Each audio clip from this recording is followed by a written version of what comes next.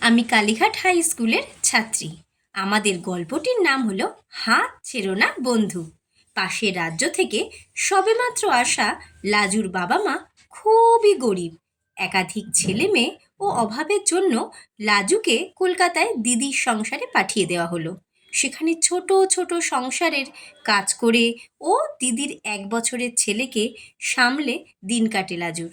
কিন্তু তার খুব ইচ্ছে সে স্কুলে যাবে, লেখাপড়া করবে। একদিন এক প্রাথমিক বিদ্যালয় থেকে কয়েকজন দিদিমণি পড়ুয়া খোঁজার জন্য যখন রেল লাইনের ধারের ঘরগুলিতে যাচ্ছিল, তখন দিদিমণিদের সাথে যোগাযোগ হয় লাজুর। লাজুর আগ্রহ দেখে দিদির সাথে কথা বলে, তাকে বিদ্যালয়ে ভর্তি হওয়ার জন্য যেতে বলেন। এ কথা শুনে লাজুর খুশির সীমা রইল না। লাজুর জন্মের কাগজ, আধার কার্ড নেই, এমনকি জন্ম তারিখটাও জানা নেই। আছে শুধু লেখাপড়া করার ইচ্ছা। সরকারি নিয়মের বাধায় কিছুটা অসুবিধে হলেও বয়স অনুযায়ী তাকে 4র্থ শ্রেণীতে ভর্তি নেওয়া হলো।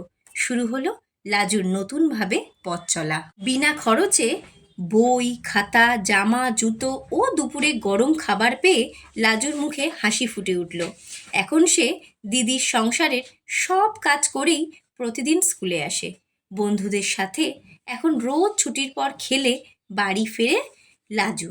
নতুন এক জীবনের স্বাদ পেয়েছে লাজু। নিয়মের বাধায় কখন যে এই খুশির ইতি পড়বে আমরা জানি না। কখন তার দিদি লাজুকে বাবা মার কাছে ফেরত পাঠিয়ে দেবে তাও জানা নেই। যেটা জানা আছে, লাজুর জন্য আমাদের সবার হাত বাড়ানোই আছে।